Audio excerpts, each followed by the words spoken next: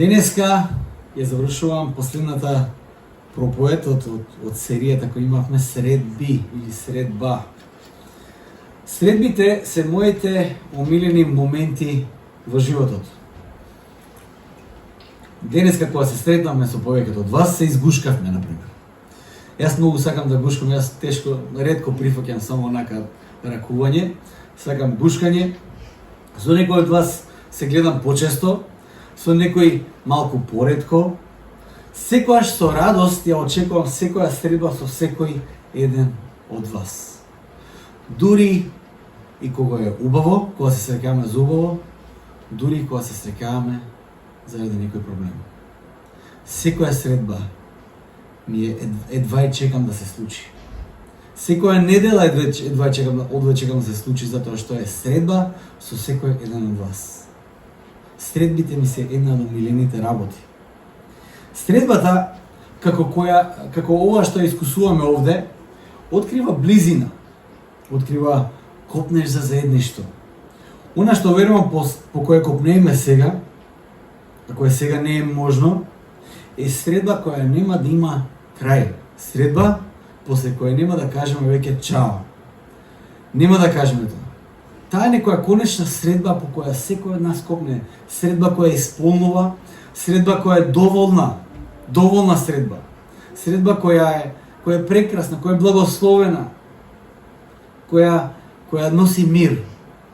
Средба после која никогаш повеќе нема да кажеме чао. Минатата недела во Македонија дојде мојот добар пријател и кој ми е кум, Ацо, Александар Томачев, и кој ќе проповеда следната недела тука. И секоја средбата со него е пријатна.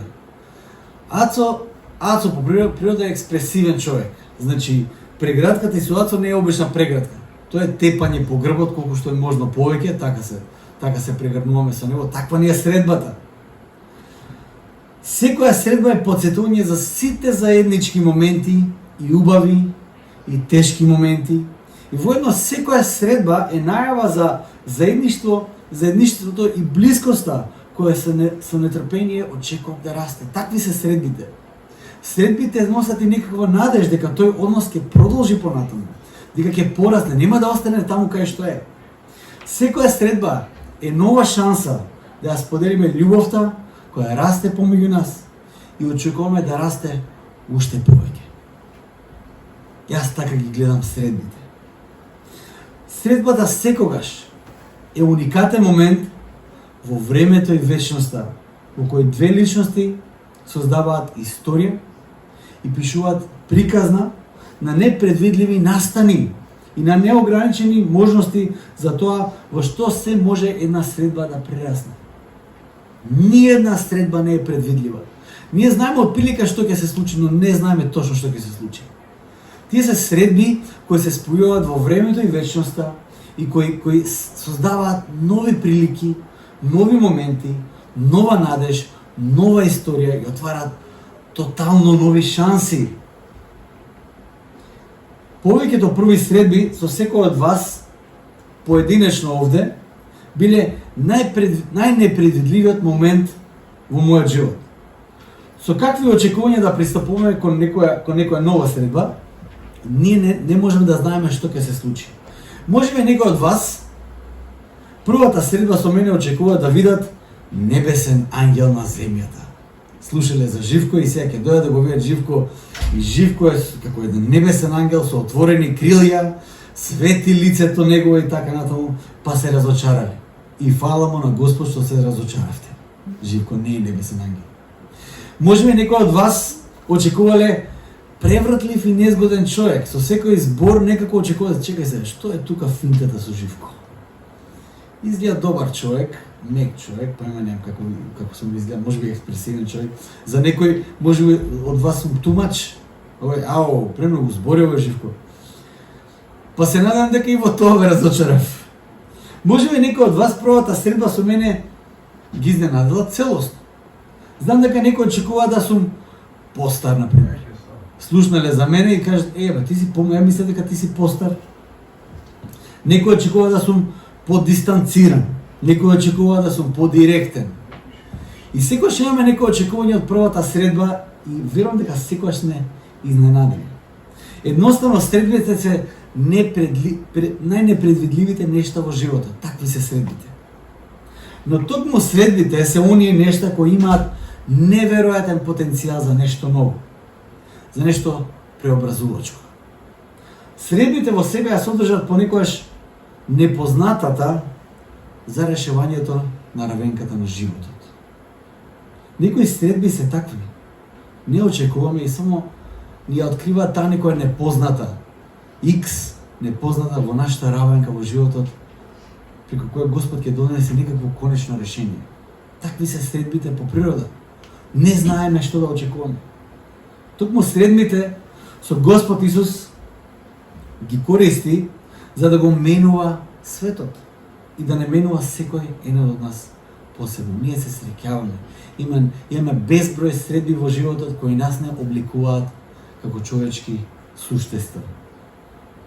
Досега јас зборува за две средби кои се многу важни средби после воскресението, бидејќи го славевме Великден и прекрасно беше, но после Великден Исус има две многу познати средби.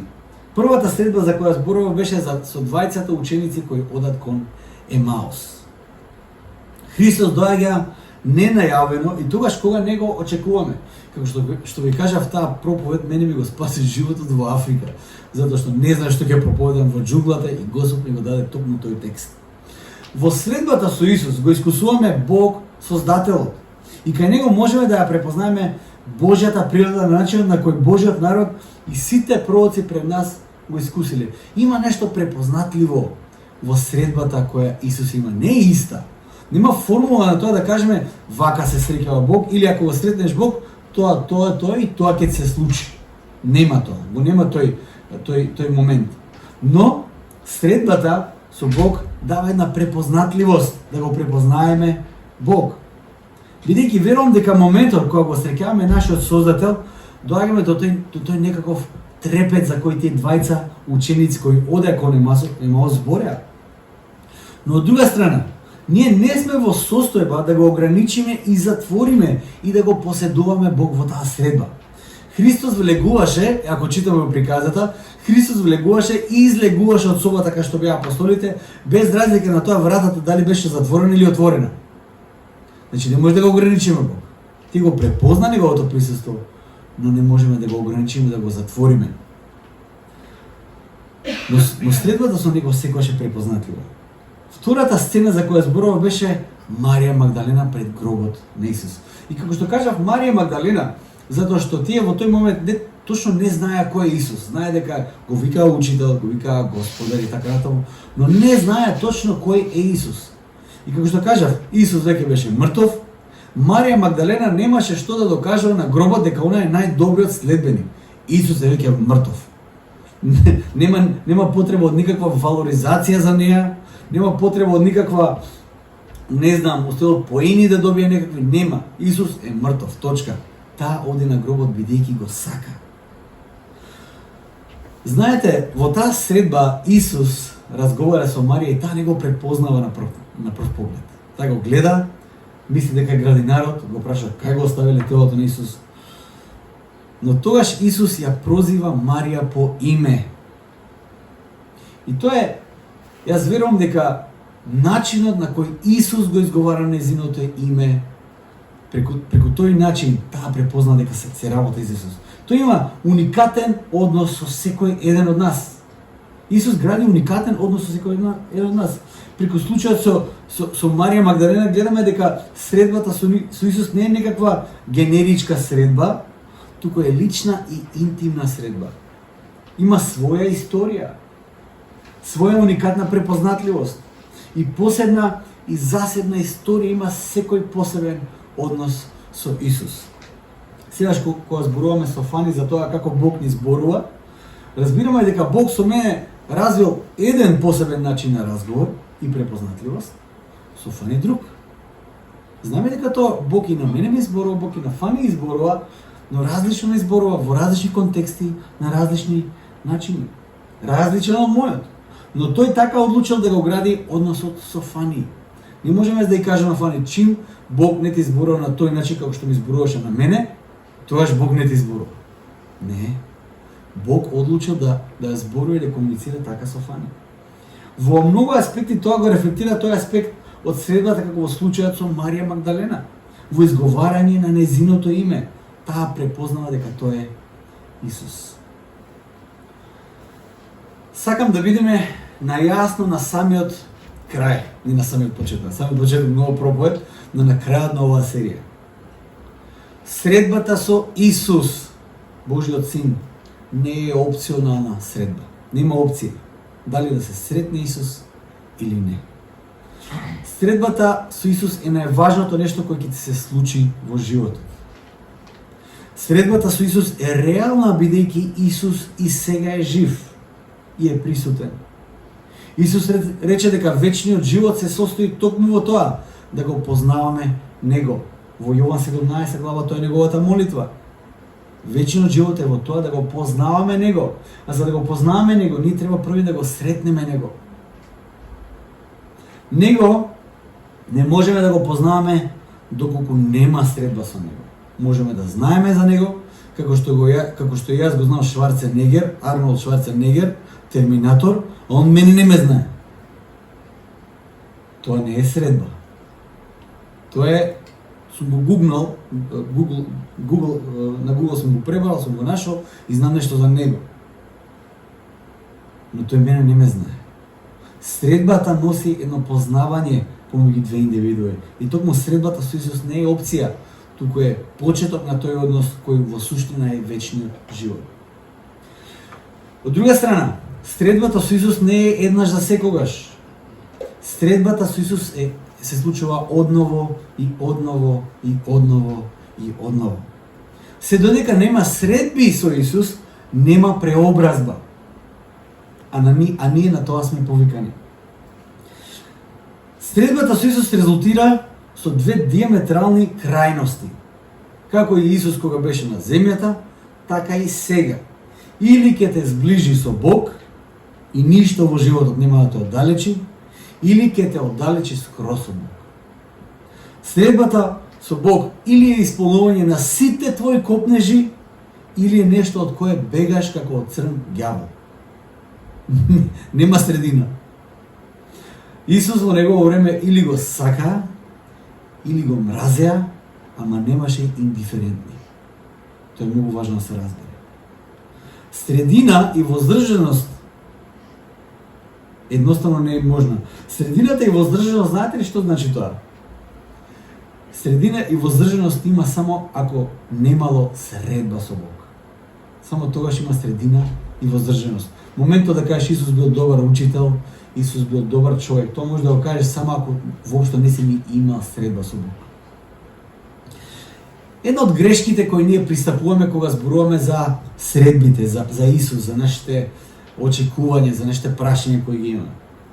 Една од најтешките прашања кои јас сум ги добил од децата е кога сме се молеле ние на Исус, јас им кажам дека Исус ги слуша, тие викаат вака, јас сакам да го видам Исус.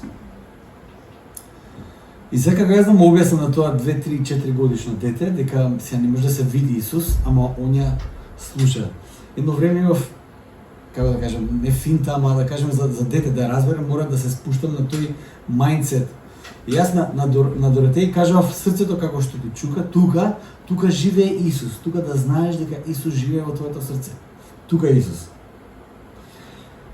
Искрен да бидам, сум помислил неколку пати дека ќе беше полесно на децата да им изведам слика и да им кажам еве го Исус. Тоа ќе беше многу полесно. Тој е таму некаде. И секоја година поеднаш треба да одиме таму и да му се поклониме. Тоа некако полесно ми звучи. Исус е на 20 км од Скопје, на една планина, таму е сместен и годишно еднаш бара од нас дојдеме да го видиме, да се поклониме и си дојдеме дома. Или, например, се во модерно време да ни кажам вака, еве едно TikTok видео од Исус, еве го. Ако сака да го видите, еве го Исус. Видите што се тој може да направи. Понекогаш имав чувство дека на тој начин се ќе беше полесно. Мислиме дека ако Исус сега беше присутен во тело на земјата, Секи беше малку поразлично. Барем у денешно време има камери, па тоа ќе го снимиш, па ќе го ставиш на YouTube, па цел свет ќе го види, па полесно тоа здраве. И мислам дека можеби ќе беше малце полесно да се поверува во Исус. Го мислим тоа, не? Барем ја го мислев тоа. Таа помисла или таа мисла открива некои работи во нашето срце кои можеби не сакаме да ги признаеме, барем онака, да ги искажеме јавно. Таквите размислувања можеби откриваат некои скриени, погрешни разбирања, па некои можеби погрешни очекувања од Бог. Прва работа, мислам дека тоа што го открива, се зборам за мене, тоа е моје сведоштво. Може тоа нема врска со вас, кажете Живко, ти се сомневаш во Бог, ја не знам зошто се слушаме сега тука.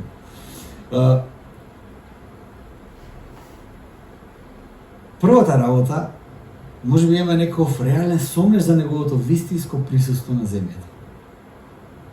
Дека тој вистински е присутен тука. Дека тој вистински живее на земјата. Некој тако скриен сомнеж. И се молиме ние, пошто гледаме сите се молат, веруваме, пошто сите веруваат, ама некако многу тешко е вистински да се очекува нешто од него. Мислам дека тоа што е важно да се разбере од Христовото делување на земјата во тие први денови после воскресението е дека по прашање на неговото делување нема да се сменат работите. Едноставно треба да се научиме да го следиме преку водството и присуството на неговиот дух. Тие 40 дена кога Исус е на земјата, се уште во тело на земјата, тој на некој начин со апостолите, знаете како некој дете кога проодува, го носите за раче, го пуштате, па ќе го фатите, го пуштате, така некако имам чувство дека Исус прави со апостолите. Ќе се појави, ќе го снема, ќе се појави, ќе го снема и некако начин на некој начин ги учи апостолите во што да го препознаат неговото присуство. Во што да го препознаат неговото делување на земјата. Затоа што тој им навести дека ако јас подобро е јас да одам, да не останам тука.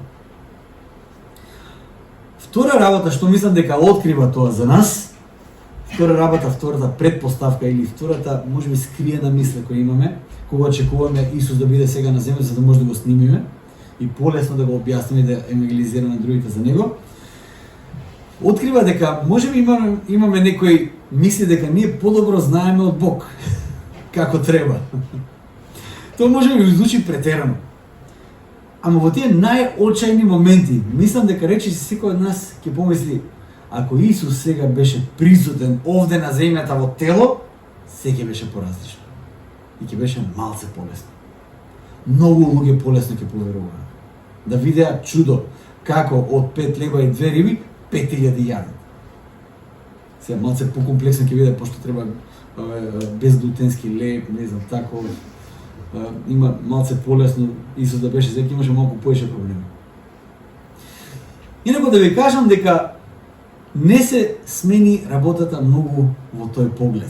Тоест, тоа што Исус сакаше да го каже на апостолите е дека подобро е за нив тој да си отиде, бидејќи само така тој ќе биде присутен преку Светиот Дух. Дури и кога Исус беше на земјата, тоа мораме да го разбереме. Дека некои во него видоа Бог на земјата, а некои во Исус гледаа како шарлатан. Дури кога тој беше на земјата. И Јован и фарисеите го видоа Исус на земјата, и Јован и фарисеите го сретнаа Исус на земјата. Јован сметаше дека не е достоен да му ги одврзе сандалите, тоа го каже Јован за себе, а фарисеите сметаа дека појавата на Исус е опасно за целиот народ и опасност од која мора да се чуваме. Видете, иста следба со Исус, две диаметрално спротивни заклучоци и реакции. А каква е реакцијата на луѓето околу вас кога ќе слушнат од вас за вашата вера и за вашето искуство со Бог? Зарем искуството не е тотално исто?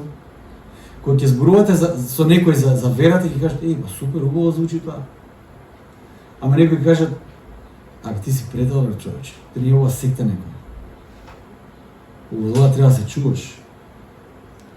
Јас верувам дека и денес би била потполно иста реакцијата и потполно ист резултат сега Исус да беше овде во оваа локална црква. Тотално иста реакција ќе предизвикаше. Втора работа, почетокот на црквата и тоа што можеме да го разбереме и растењето на заедницата се случи токму како резултат на Христовиот дар на Светиот Дух. Исус се вознесе, се симна Светиот Дух и тука отпочна црквата. Имаме заклучок. Неговото присуство на земјата не е опционално, туку е различно, не е опција. Исус е присутен, но е различно присутен. Тој е присутен, но на начин на кој ќе може да биде се присутен. Тоа може само преку Христовиот Дух, преку Светиот Дух. Во што го препознаваме неговото присуство? Една од тие најважни работи во кои ние го препознаваме Христовото, при тој Исус вака сега. Од една страна кажав дека не можеме генерички да го очекуваме присуството, средбата ни се да произведеме, да кажеме на тој начин се случува средбата. Јас ќе направам еден хокус-покус и Исус мора да дојде. Но тој оставил знаци за тоа како ние можеме неговото присуство да го препознаеме на земјата. Видливи знаци, преку кои ние ќе знаеме дека тој е овде со нас. Еден од тие знаци е црквата. Исус кажал, кај да се двајца и тројца во моје име, таму сум и јас. Тоа е едниот знак. Но една од најважните работи на кои Исус нас не повикува, тоа е причеста. Причест.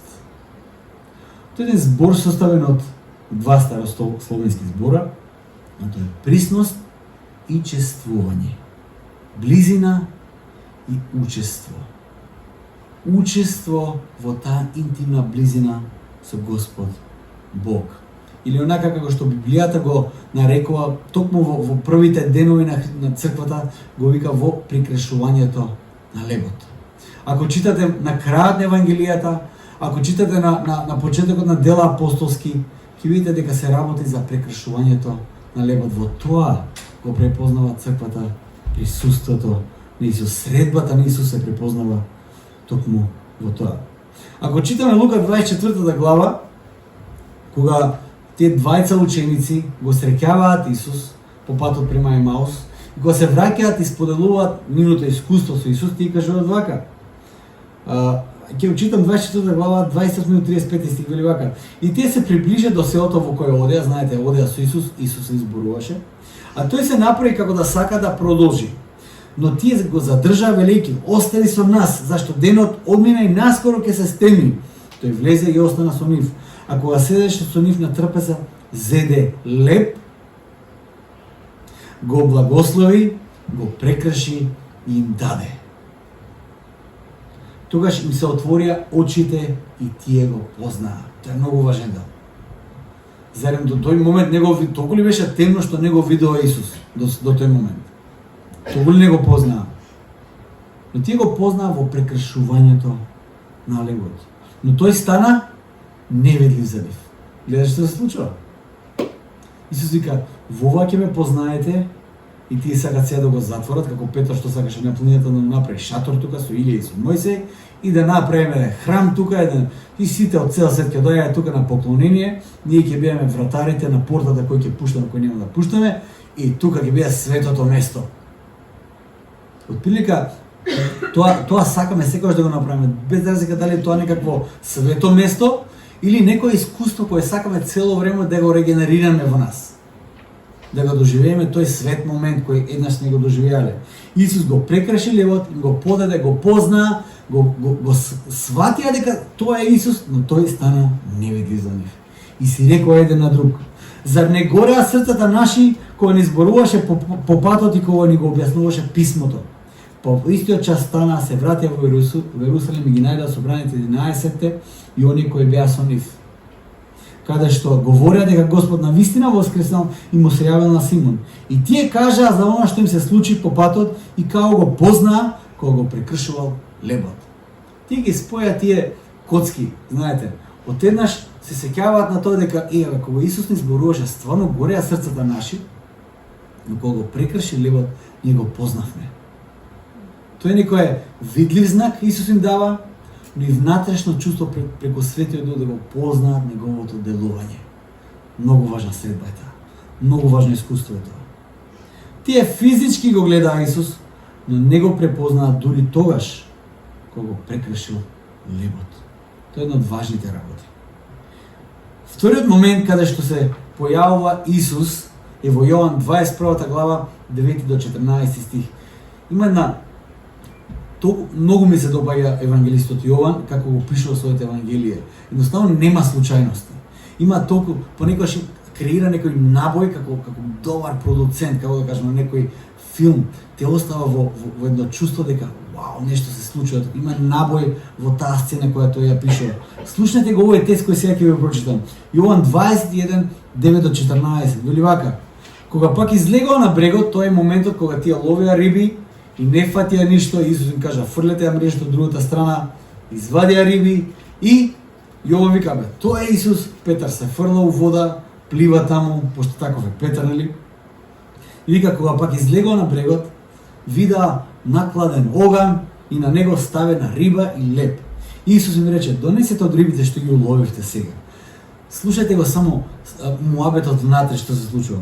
А Симон Петар влезе и ја извлече мрежата на брегот полна со крупни риби на број 153. И макар што беа толку многу, мрежата не се скина. Слушајте го овој стих. Исус им рече: дојдете, јадете. И никој не се осмелуваше или не смееше да го праша: кој си ти? Зашто гледаа дека е Господ. Видите како набој има.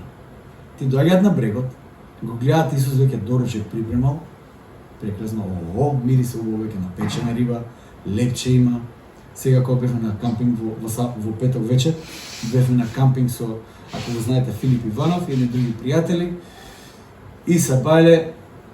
Филип Иванов зема едно такво лепче, некој го стави, леле како замириса на тоа, на оганот, па стави маслиново масло, па стави нешто, што да ви кажам. Верувам дека такво чувство добили апостолите. Доаѓаат на брегот, веќе мириса на лепче, гладни од целовечерна работа, мокри. Исус ги чека на оганот да се стоплат и да разговараат. Исус доаѓа, им дава риба, им служи, им дава риба, им дава леб. И вика: дојдете и јадете. Вика: и никој не смееше да го праша: кој си ти? Зашто гледаа дека е Господ. Се приближи Исус, зеде леб и им даде исто така и риба. Ова беше веќе трет пат како им се јави Исус на учениците своји откако воскресна од мртвите. Секој сомнеш го снемува во заедништвото каде ние го примаме Христос преку прекршувањето на лебот. Треба секој сомнеш да го снема. Во прекршувањето на лебот, ние во нашата црква, секоја прва недела од месецот, ние го прекршуваме лебот како спомен за тоа што Христос го направи за нас. Во тоа прекршување на лебот го снемува секој сомнеш дека Исус е тука со нас. Третата сцена која сакам да ја споделам со вас повторно е во Дела 2 глава 42 до 47. Вели вака: и беа истрајни во учењето на апостолите, во заедничкиот живот, во прекршувањето на лебот и во молитвите. И страв ја обзеде секоја душа, зашто многу чудеса, кој вика страв, се мисли на стравопочит. Стравопочит, не страв. Пус страв како страв од мечка, не. Стравопочит ја обзеде секоја душа, зашто многу чудеса и знаци се вршеа преку апостолите. А сите што веруваа беа заедно и се им беше заедничко. Продаваа имоти и собствености, на секој му раздаваа колку што му беше потребно. И секој ден еднодушно представуваа во храмот и, прекршувајќи леб по куќите, се хранеа со радост и со чисто срце. Го фалеа Бога и стекнуваа благонаклонетост кај сите луѓе, а Господ секој ден ги придодаваше спасените кон нивното мноштво. Прекршувањето на лебот за нас сега може би е причест еднаш во месецот. За нив тоа беше секојдневно заедништво, уживајќи во заедништвото со Господ Исус Христос. Прекршувањето на лебот е секојдневна работа на црквата. Црквата, јас и ти, секојдневно живееме во Христовото присуство. Христос се манифестира преку неговата заедница која прибива во неговиот збор. И Господ Исус се манифестира преку сите тие работи кои ние ги правиме и преку сите тие нешта кои ние сме. И веќе го читам последниот текст од 1 Коринтијаните 11 глава. Тогаш кога веќе прекршувањето на лебот има и веќе литургиска форма. Литургиска форма во смисла на црквата е веќе малку поголема, веќе имаат своја некаква традиција, веќе имаат некои своји навики, се собираат не секој ден, се собираат првата некои и секој ден се собираат се уште, но првата недела, првиот ден од неделата се собираат неделата и веќе црквата има некаков отпочнат живот. На почетокот црквата во Иерусалим живееше како комуна. Секој ден се собира и тие во буквална смисла на зборот Исус го чекува утре да се врати. Како што одминува времето, разбира дека тоа кога Исус вика наскоро, не е толку скоро. Дека тоа не знаат кога е тоа. И треба да бидат спремни во исчекување. И веќе црквата има веќе некаков модел како функционира. И апостол Павле гледа една, како да кажам, една дискрепанција или недоследност во црквата во Коринт, која адресира. И токму пред тој литургиски текст за тоа што значи причеста, апостол Павле адресира едно погрешно разбирање што им кажа што причеста не е. Во 11 глава 1 Коринтијаните 17 до 22 вели вака: А заповедајќи ви го ова, не можам да ве пофалам дека за подобро, туку за полошо се собирате. Апостол Павле вика: неделите ви се катастрофа, богослужбите ви се катастрофа, ја промашивте целта. Се собирате од погрешни причини. Прво, пак слушам дека кога се собирате в црква, се појавуваат расколи меѓу вас. Во што делумно верувам. Слушам муабети дека се делите, се карате, вика ај делумно тоа го верувам. А потребно е меѓу вас да има и разделување за да се истекнат постојаните меѓу вас. Апостол Павле вика: добро што помеѓу вас се делат, па некои си одат, пошто на некој начин така се чисти црквата, така Господ ја воспитува црквата. Но кога се собирате така заедно, тоа не значи дека јадете вечера Господова, зашто на јадењето секој брза да ја земе својата вечера пред другите, така што еден останува гладен, а друг се опива. Знаете, првата црква кога се собирали, сите носеле како заеднички ручеци имали. И сега замислете го тоа. Проповета завршува, последната песна завршува, доброволниот прилог се собира и сите трчаат кон масата да си го земе тоа што он си го сготвил, за да не му го земе некој друг, пошто се плаши да не остане гладен. И апостол Павле вика вака: некои вас грабаат, гнетат да се најадат, а други остануваат гладни. Немате ли куки за да јадете и пиете? Или ја презирате црквата Божја и ги срамотите оние што не се имотни? Што да ви речем? Да ве пофалам ли за тоа? Не пофалам. Катастрофа сте. Апостол Павле кажува дека таа вечера, тоа прекршување на лебот во себе содржи една поголема димензија на заедништвото кое тие го разбираат. Тоа не е само еден заеднички ручен кој ние ќе го споделиме. Тоа има многу поголема интимност од колку што ние може и да разбереме. Вели вака: зашто секогаш кога ќе го јадете овој леб, се мисли на причеста на лебот кој е прекршен, и кога ќе ја пиете оваа чаша, вие ќе ја објавувате смртта на Господ додека тој не дојде. Во тоа заедништво ние го објавуваме Христос. Го објавуваме неговото дело, а неговото дело е жртва за секој еден од нас. Вели, зашто кој јаде и пие недостојно, тој го јаде и пие своето осудување, бидејќи не го разликува телото Господово. Да разликуваш и да разбереш дека тоа е важно заедништво и дека тоа е телото Христово и дека во тоа е присуството Христово. Апостол Павле вели вака: не сте ли свесни дека кога се собирате, Христос всушност е присутен со вас? Зарем така ќе се однесувате ако физички го видевте како се движи помеѓу вас? Како ќе се однесувавме ние ако сега Христос седеше тука на вториот ред на оваа столче? Како ќе се однесувавме во тој момент? Како ќе се однесувавме ние? Охо, па тоа ќе беше... Верувам дека ќе имавме некој свеж жаргон со кој ќе го поздравевме. Кој знае како ќе зборувавме со него сега. Што е прекршувањето на лебот? Она присуство, она средба во која Господ Исус Христос не повикува да присуствуваме, да се среќаваме секогаш со Него. Јас ќе набравам 4 работи. Сега може не се 4, ќе видиме колку ќе биде.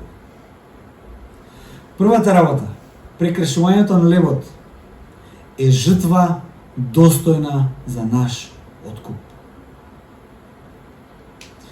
Кога доаѓаме во недела, кога стануваме дел од причеста, кога зијаме дел од причеста, кога имаме дел од Христос, мора да разбереме дека таа жртва негова нас не прави достојни да бидеме црквата Божја.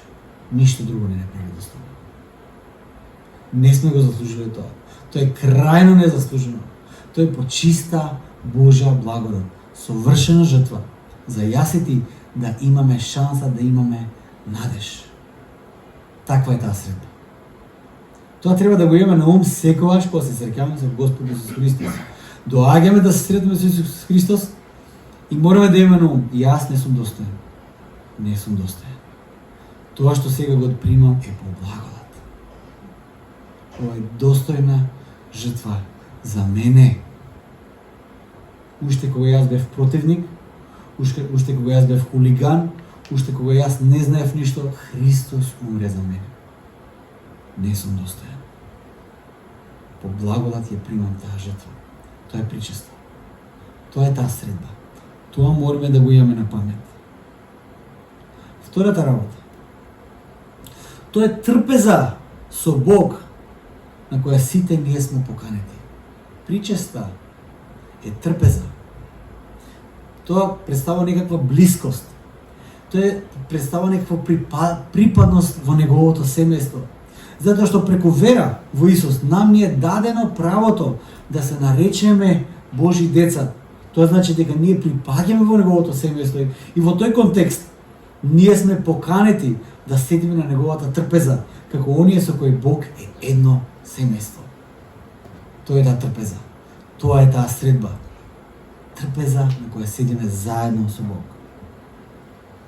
Знаете, кога читаме во Стариот Завет, кога израелците склучуваат завет со Бог, кога го добиваат законот и кога ја гледат целата таа страшна појава на планината Синај со чад, со потрес, со кој знае што све не, со оган. Знаете ли како завршува таа сцена? Таа ми е една од омилените сцени во Библијата на мене. Тоа го работев за мојата дипломска, искрено да ви кажам, до мојата дипломска не бев приметил како завршува таа сцена на Синај. Слушнете како завршува таа сцена на Синај.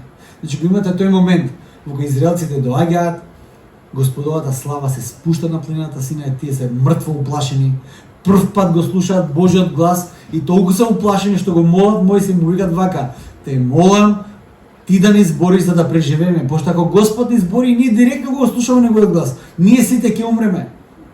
Те молам ти ни зборувај. Ти биди тој медијатор помеѓу нас и Бог. Тој посредник преку кој ќе го слушаме Божиот глас. И тогаш Мојсей оди во тој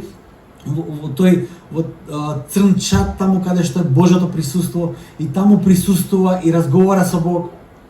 И Бог го склучува тој завет со Израел, им ги дава 10 заповеди.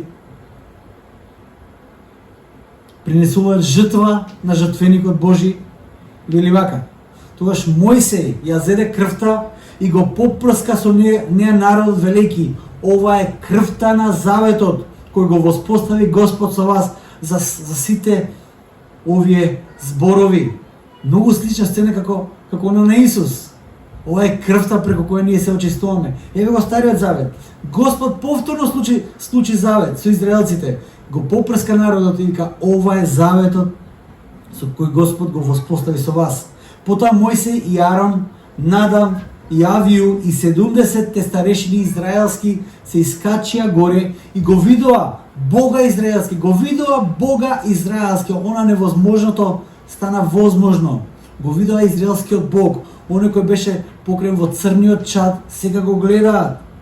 А подножието негово, како да беше од камен сафир, со сјај како сводот небески по чистота. И тој не повреде никој од избраните меѓу синовите на Израел. Замислете ова што го пише во текст, вика: замислете кој чудо се случува, тие го гледаат Бог, а Бог никој не повредува, никој не умира. Затоа што по благодат Господ склучи завет со нив и тие сега може да го видат. Вика, тие го видоа Бога, па јадеа и пиеа. Од сите можни зборови кои ги имав јас на памет, немаше да ми тегне дека така завршува таа сцена, со јадење и со пиење. Божјата средба завршува, знаете ли со што? Со гозба. Гозба, прослава. Се што сега доживуваме е како некое ехо која открива Божјата намера на планината Синај. Склучување на заветот кулминираше со гозба заедно со Бог, заедно на една трпеза. Прекршувањето на левот, новиот завет, склучен помеѓу Бог и нас, седиме на иста трпеза со Бог. Трпезата заедно, како што кажав, е и прослава. Во таа средба со Бог, ние ја имаме и ја принесуваме совршената жртва која нас не прави достојни за средбата со Бог. Тоа е жртвата на Исус Христос. Во таа средба, ние сме дел од Божјото семејство и седиме заедно со Него на Неговата трпеза.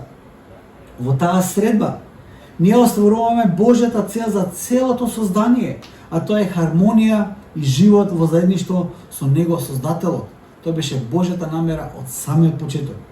Во таа средба, ние сме дел од прославата, која се случува како резултат на склучувањето на новиот нераскинлив завет помеѓу Бог и човекот. Тоа е таа средба во која ние сега учествуваме. Секој нов ден е нова шанса за средба со Бог. Секој нов ден. Секој момент на читање на Неговиот збор е нова шанса за нова средба со Бог. Секоја недела е нова можност за нова средба со Бог. Секоја мала група е нова можност за нова средба со Бог. Секој склопување на рацете во молитва е нова шанса за нова средба со Бог. Секој разговор е нова можност за нова средба со Бог. Затоа што Бог сака да не сретне. Тој копне да не сретне. Тој, да ви кажам искрено, направи се за да не сретне. Апсолутно се. Ја принесе таа совршена жртва, својот син го принесе, за да можеме да се сретнеме со Него. Дали го живееме животот во кој Бог е се во се? Бог да биде се. И ја очекуваме Неговата средба во секој аспект во нашиот живот. Но во исто време, со сигурност знаеме дека имаме средба и посебна интимна средба секогаш кога ќе се собереме како Негово семејство на земјата и го прекршуваме лебот. И затоа ја навестуваме таа посебна средба со Него на земјата, се додека Тој не се врати повторно. Дали го живееме нашиот живот на еден таков начин? Најмногу во животот ни значи средбата со живиот Бог. Не да биде нешто вишок, нешто споредно, нешто кој ќе го направиме литургиски или недела са бајле, туку да не биде важна Неговата средба, со нетрпение секој нов ден, да го почнуваме со средба со Него. Да видиме што Господ има да припремено за мене денес. Што Господ нешто ново има за мене денес. Кои луѓе Господ ќе ми ги прати во мојот живот денес? На кој можам да служам денес? На кој начин јас ќе бидам светлина денес? На кој начин јас ќе бидам тој показател на новиот завет кој Господ го случува со созданието денес? Дали така го почнуваме секој наш нов ден со една нова средба со Господ Исус Христос, само затоа што Тој го отворил патот, толку ја олеснил работата, да не преку жртва, туку преку вера доаѓаме во средба со живиот Бог. Фала му на Господ. Фала му на Исус Христос, што Тој тоа го возможи. Колку е само прекрасно да се знае тоа. Толку едноставно, што често пати го зијаме здраво за готово. Да знаеме дека таа жртва беше конечната жртва, совршена жртва за една средба со живиот Бог, да ја преживееме таа средба. Ајде се молиме за крај.